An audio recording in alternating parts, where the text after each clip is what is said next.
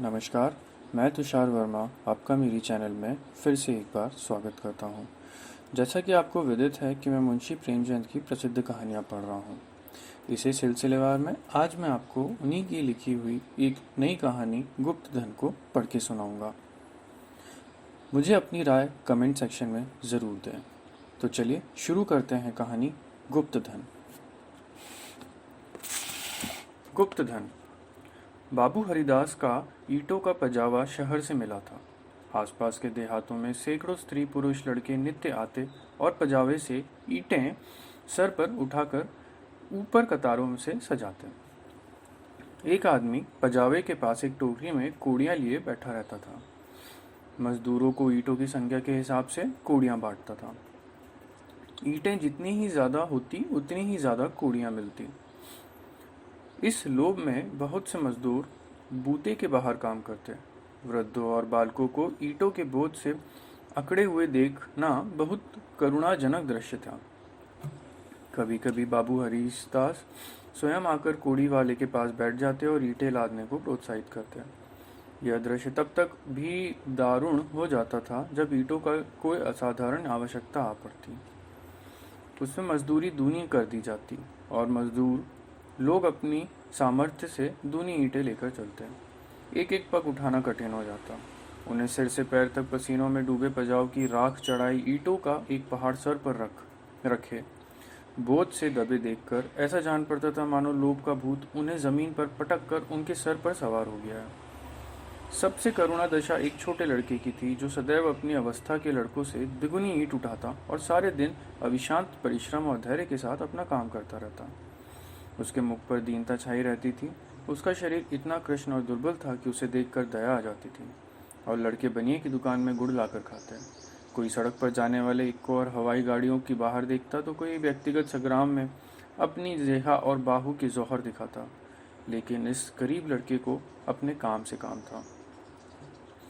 उसमें लड़कपन की न चंचलता थी, न शरारत, न खिलीपन, यहाँ तक कि उसके होठों पर कभी हंसी भी नहीं आती थी। बाबू हरिदास को उसकी दशा पर दया आती। कभी कभी कौड़ी वालों को इशारा करते कि उसे हिसाब से अधिक कौड़ियां दे दो। कभी कभी वे उसे कुछ खाने को भी दे देते थे। एक दिन उन्होंने उस लड़के को बुलाकर अपने पास बिठाया और उससे समाचार पूछने लगे। ज्ञात हुआ कि उसका घर पास ही के गांव में है। घर में एक वृद्धा माता के सिवा कोई नहीं है और वो वृद्धा भी किसी पुराने रोग से ग्रस्त रहती है।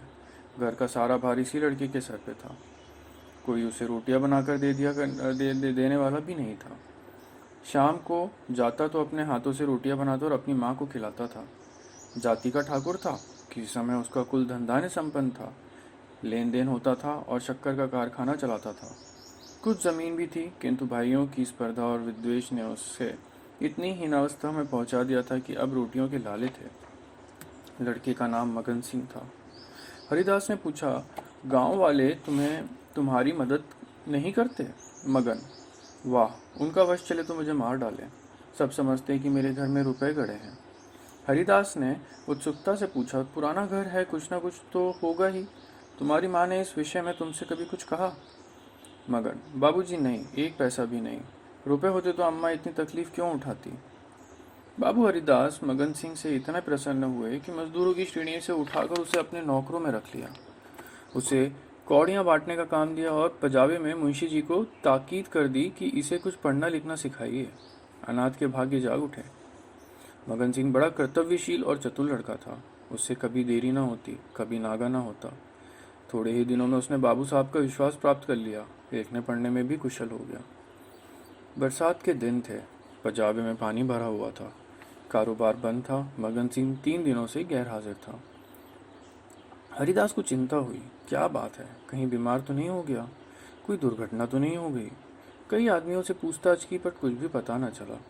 चौथे दिन पूछते पूछते मगन सिंह के घर पहुंचे। घर क्या था, पुरानी समृद्धि का ध्वंसावेश मात्र था। उनकी आवाज़ सुनते ही मगन सिंह बाहर निकल आया।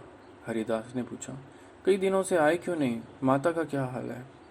मगन सिंह ने अवरुद्ध कंठ स्वर में जवाब दिया, अम्मा आजकल बहुत बीमार है, कहती है अब न बचूंगी।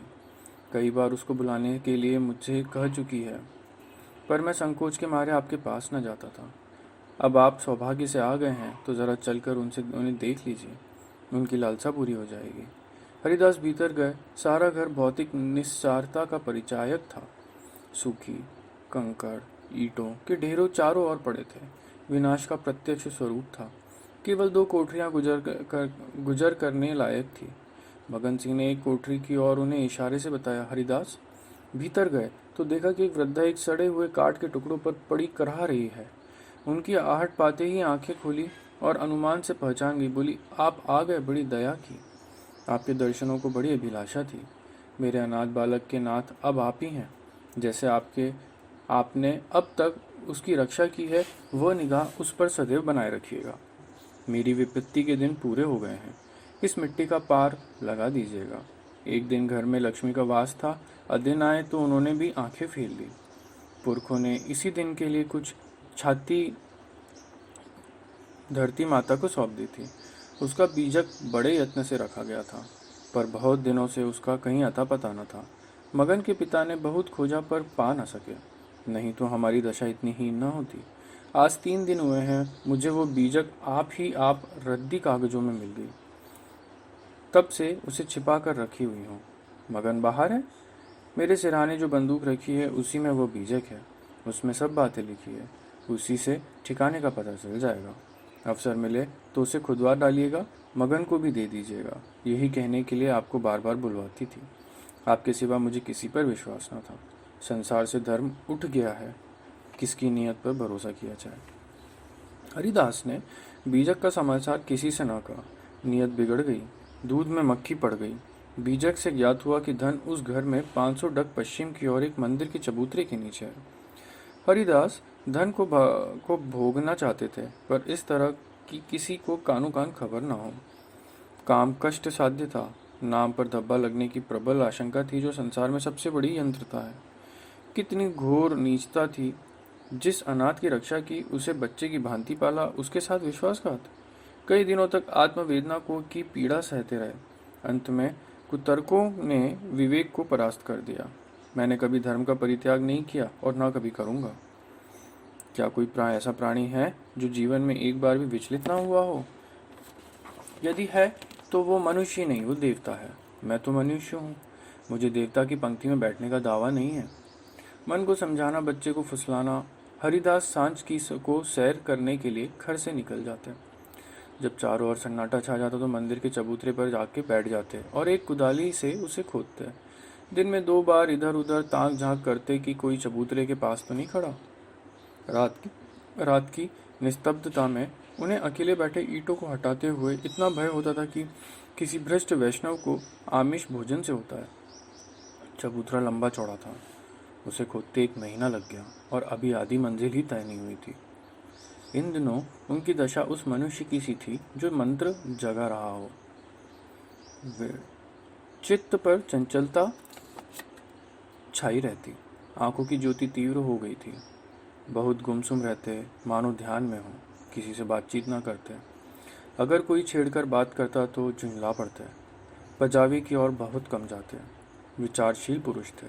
आत्मा बार बार इस कुटिल व्यापार से भागती, निश्चित करते कि अब चबूतरे की ओर न जाऊंगा। पर सांझ होते ही उन पर एक नशा सा छा जाता। बुद्धि विवेक का अपहरण हो जाता। जैसे कुत्ता मार खाकर थोड़ी देर के बाद टुकड़े के लालच में जा बैठता है, वही उनकी दशा उनकी थी। यहाँ तक कि दूसरा मास भी व्यतीत हुआ। अमावस की रात थी। हरिदास मलिन हृदय में बैठी हुई कालीमा की भांति चबूतरे पर बैठ गए थे। आज चबूतरा खुद जाएगा। जरा देर तक और मेहनत करनी पड़ेगी। कोई चिंता नहीं। घर में लोग चिंतित हो रहे होंगे, पर अभी निश्चित हुआ जाता है कि चबूतरे के नीचे क्या है। पत्थर का तहखाना निकल आया तो समझ जाऊंगा कि धन अवश्य होगा। तहखाने ना मिले तो मालूम हो जाएगा कि सब धोखा है। कहीं सचमुच तहखाना ना मिले तो बड़ी दिल लगी होगी। मुफ्त में उल्लू बनूं, पर नहीं। कुदाली खटखट बोल रही है। हाँ, पत्थर की चट्टान है।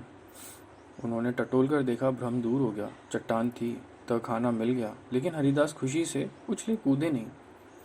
आज वे लौटे तो सर में दर्द था। समझे थकान है, लेकिन वो थकान नींद से न गई। रात को ही उन्हें जोर से बुखार हो गया। 3 दिन तक ज्वर पड़े रहे। किसी दवा से फायदा न हुआ। इस रुग्णावस्था में हरिदास को बार बार भ्रम होता था, कहीं यह मेरी तृष्णा का दंड तो नहीं।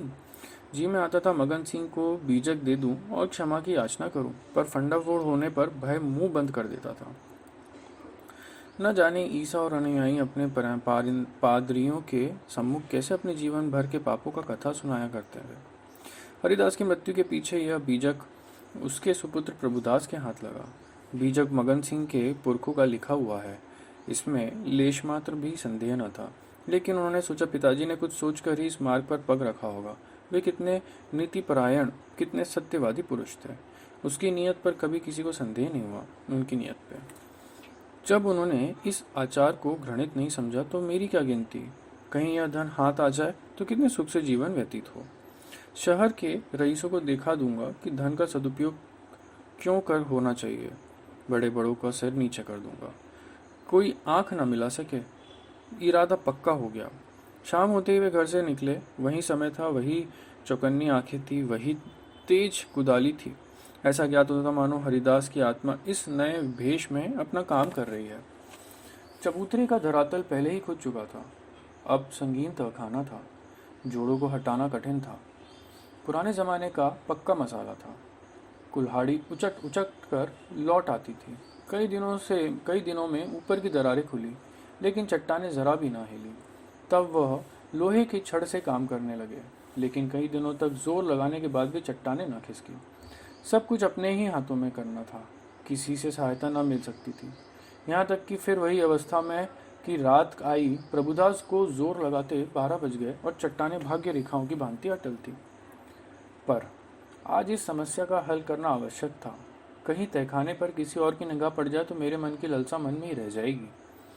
वह चट्टान पर बैठे कर सोचने लगे, क्या करूं। बुद्धि कुछ काम नहीं करती। सहसा उन्हें एक युक्ति सूझी, क्यों ना बारूद से काम लूं। इतने अधीर हो रहे थे कि कल से इस काम को न छोड़ सकें। सीधे बाजार की तरफ चले। 2 मील तक का रास्ता हवा की तरफ तय किया, पर वहां पहुंचे तो दुकानें बंद हो चुकी थी। आतिशबाजी हीले करने वाली थी। बारूद इस समय नहीं मिल सकती।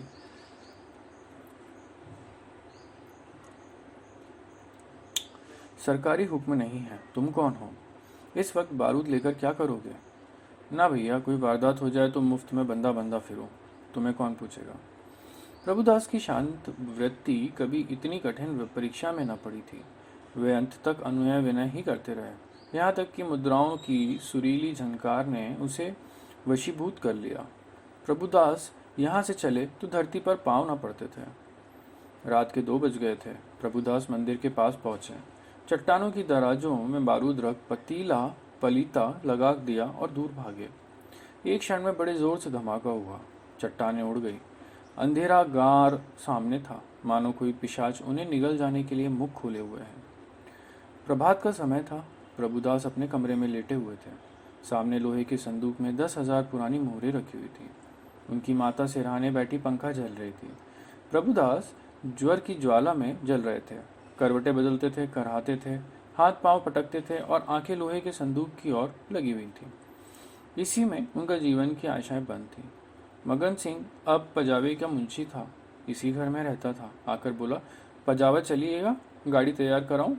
प्रभुदास ने उसके मुख की ओर क्षमा याचना की दृष्टि से देखा और बोले, नहीं, मैं आज न चलूंगा, तबीयत अच्छी नहीं है, तुम भी मत जाओ। मगन सिंह उनकी दशा देखकर डॉक्टर बुलाने चला। 10 बजते बजते प्रभुदास का मुख पीला पड़ गया, आंखें लाल सी हो गई। माता ने उनकी ओर देखा तो शोक विहील हो गई। बाबू हरिदास की अंतिम दशा उनकी आंखों में फिर गई। जान पड़ता था यह उसी शोक घटना की पुनरावृत्ति है। वह देवताओं की मनोतियां मना रही थी, किंतु प्रभुदास की आंखें उसी लोहे के संदूक की ओर लगी हुई थी जिस पर उन्होंने अपनी आत्मा अर्पण कर दी थी। उनकी स्त्री आकर उनके पैताने बैठ गई और बिलक बिलक कर रोने लगी।